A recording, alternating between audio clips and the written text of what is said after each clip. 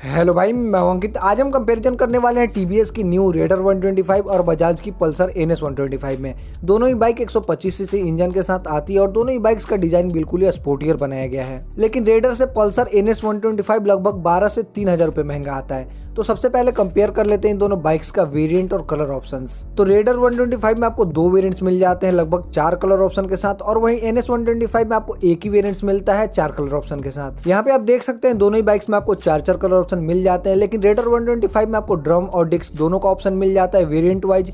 लेकिन NS 125 में आपको एक ही वेरिएंट मिलता है स्टैंडर्ड, जिसमें आपको डिस्क मिलता है। बाकी अब कंपेयर कर लेते हैं इन दोनों बाइक्स का हॉट यानी इंजन। तो रेडर 125 में आपको 124.8 सीसी का air cooled 3 valve single cylinder SI eco thrust fuel injection engine मिल जाता है, और वहीं पल्सर NS 125 में आपको 124.45 सीसी का 4 stroke SOAC 4 valve air cooled DTSI electric carburettor engine मिल जाता है। यहाँ पे आप देख सकते हैं रेडर 125 में आपको 3 वॉल्व इंजन मिलता है, बाकी NS 125 में आपको 4 वॉल्व इंजन मिल जाता है। और साथ ही रेडर 125 में आपको फ्यूल इंजेक्शन इंजन मिल जाता है, इसकी वजह से आपको रिजर्व का ऑप्शन नहीं मिलता। लेकिन पल्सर NS 125 में आपको इलेक्ट्रिक कार्बोरेटर इंजन मिलता है, इसकी वजह से आपको रिजर्व का ऑप्शन मिल जाता है। बाकी दोनों ही bikes 5 speed manual gear box के साथ आती है, और रेडर 125 में आपको सिर्फ सेल्फ स्टार्ट मिलता है, लेकिन NS 125 में आपको सेल्फ स्टार्ट किक स्टार्ट का भी ऑप्शन मिल जाता है। और अब पावर फिगर कंपेयर कर लेते हैं इन दोनों बाइक्स का। तो रेडर 125 का इंजन मैक्सिमम 11.2 bhp का पावर और मैक्सिमम 11.2 Nm का टॉर्क जनरेट करता है, और वहीं पल्सर NS 125 का इंजन मैक्सिमम 11.6 bhp का पावर और मैक्सिमम 11 Nm का टॉर्क जनरेट करता है। यहाँ पे आप देख सकते हैं पावर के मामले में पल्सर NS 125 थोड़ा सा आगे चल जाती है रेडर से, लेकिन टॉर्क के मामले में रेडर आगे है थोड़ा सा पल्सर NS 125 से। और अब फ्यूल एफिशिएंसी कंपेयर कर लेते हैं इन दोनों बाइक्स का। तो रेडर 125 में आपको 10 लीटर का फ्यूल टैंक मिल जाता है, और वहीं पल्सर NS 125 में आपको 12 लीटर का फ्यूल टैंक मिलता है। और साथ ही रेडर 125 में आपको रिजर्व का ऑप्शन नहीं मिलता, लेकिन पल्सर NS 125 में आपको रिजर्व का ऑप्शन मिल जाता है। और रेडर 125 का राइडिंग रेंज है 600 किलोमीटर, और वहीं पल्सर NS 125 का राइडिंग रेंज है 576 किलोमीटर। माइलेज की बात करें तो रेडर 125 की कंपनी 67 kmpl तक अप्रॉक्स माइलेज क्लेम करती है, और वहीं पल्सर NS 125 की कंपनी 60 kmpl तक अप्रॉक्स माइलेज क्लेम करती है। मगर आप मान के चलो दोनों ही बाइक्स रियल लाइफ में 55+ kmpl तक आराम से दे देंगी। बाकी टॉप स्पीड की बात करें तो दोनों ही बाइकों की टॉप स्पीड कंपनी 99 kmph तक क्लेम करती है, मगर रियल लाइफ में बहुत बंदे 112 kmph तक आराम से लेके चले जाते हैं, मगर ये सेफ नहीं है। बाकी अब ब्रेकिंग सिस्टम कंपेयर कर लेते हैं दोनों बाइक्स का। तो रेडर 125 में आपको SBD का ब्रेकिंग सिस्टम मिल जाता है, और वहीं NS 125 में आपको CBS की ब्रेकिंग सिस्टम मिल जाता है। दोनों का नाम अलग अलग है लेकिन काम एक ही है। रेडर 125 के फ्रंट में 130 mm का ड्रम मिल जाता है, बाकी ऑप्शन में 240 mm का डिस्क मिल जाता है, बाकी रियर में 130 mm का ड्रम दिया गया है। और वहीं NS 125 के फ्रंट में 240 mm का डिस्क दिया गया है, बाकी रियर में 130 mm का ड्रम दिया गया है। यहाँ पे आप देख सकते हैं दोनों बाइक्स का ब्रेकिंग सिस्टम बिल्कुल सेम है, लेकिन रेडर 125 में आपको ड्रम के साथ डिस्क का भी ऑप्शन मिल जाता है, ये काफी अच्छी बात है। और अब टायर साइज कंपेयर कर लेते हैं दोनों बाइक्स का। तो दोनों ही बाइक्स में आपको 17 इंच का ट्यूबलेस टायर मिल जाता है। TVS रेडर 125 का फ्रंट टायर प्रोफाइल 80/100 R17 है, और वहीं रियर टायर प्रोफाइल 100/90 R17 है।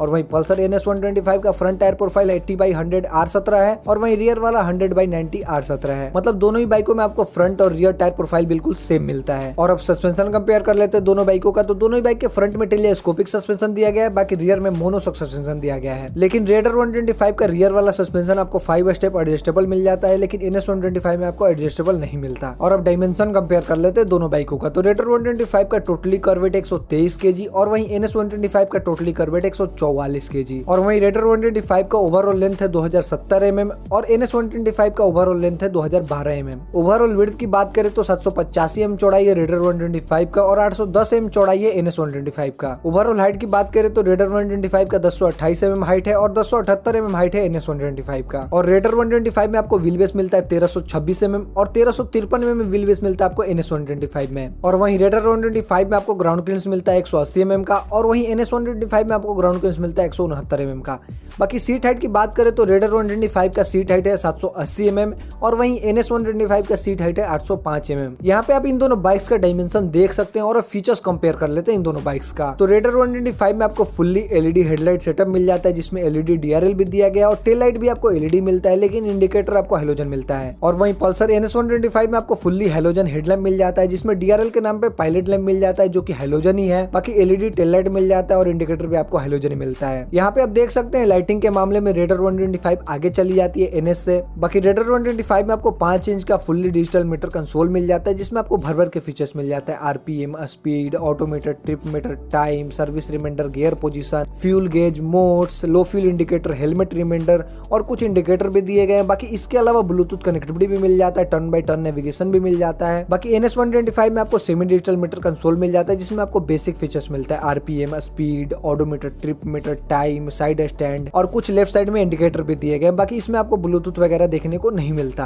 बाकी रेडर 125 में आपको नॉर्मल एलॉय मिलता है, लेकिन NS125 में आपको स्प्लिट एलॉय मिलता है। बाकी दोनों ही बाइकों में आपको 2 लेवल का स्प्लिट सीट मिल जाता है और साथ ही रेडर 125 में आपको नॉर्मल ग्रेवल मिल जाता है, लेकिन NS125 में आपको स्प्लिट ग्रेवल मिलता है। और साथ ही रेडर 125 में रियर हगर नहीं दिया गया है, लेकिन NS125 में रियर हगर भी दिया गया है, जिससे ये बाइक पीछे से काफी स्पोर्टियर दिखती है। बाकी दोनों ही बाइक्स में आपको स्टाइलिश इंजन काउल कवर मिल जाता है। और रेडर 125 में आपको मोड्स बटन मिल जाता है, लेकिन NS125 में आपको इंजन किल स्विच मिलता है वहीं पे। और रेडर 125 में आपको फुल्ली विजुअल एग्जॉस्ट सिस्टम मिल जाता है, लेकिन NS125 में आपको अंडरवेली एग्जॉस्ट सिस्टम मिलता है, ये काफी स्पोर्टियर लगता है। और साथ ही रेडर 125 में आपको ऑटोमेटिक स्टार्ट एंड स्टॉप का सिस्टम मिल जाता है इंटेलिगो के नाम से, लेकिन NS125 में आपको ये फीचर्स नहीं मिलता। बाकी रेडर 125 में आपको side stand engine cut off भी मिल जाता है, लेकिन NS125 में आपको देखने को नहीं मिलता। और रेडर 125 में आपको USB चार्जिंग पोर्ट मिल जाता है फ्यूल टैंक पे, लेकिन NS125 में आपको ये देखने को नहीं मिलता। और साथ ही रेडर 125 में आपको साइलेंट स्टार्टर मिल जाता है, अंडर सीट और स्टोरेज मिल जाता है, 2 मोड्स मिल जाते हैं, इको पावर, लेकिन ये सब आपको NS125 में देखने को नहीं मिलता। बाकी रेडर 125 में आपको एल्युमिनियम फुट बैग मिल जाता है, लेकिन NS125 में आपको रबर का फुट बैग मिलता है जो कि काफी कंफर्टेबल होता है। बाकी दोनों ही बाइक्स में आपको हाफ चैन कवर मिल जाता है, जिससे बाइक तो स्पोर्टियर दिखती है, लेकिन मेंटेनेंस चैन का बढ़ जाता है। यहाँ पे मैंने आपको दोनों ही बाइक्स का फीचर्स कंपेयर करके दिखला दिया और अब प्राइस कंपेयर कर लेते हैं इन दोनों बाइक्स का। तो रेडर 125 में आपको 2 वेरिएंट्स मिल जाते हैं। ड्रम वेरिएंट का डेली एक शोरूम प्राइस है 77,500 रुपए और वो ऑन रोड प्राइस के हिसाब से 89,500 रुपए तक चली जाती है।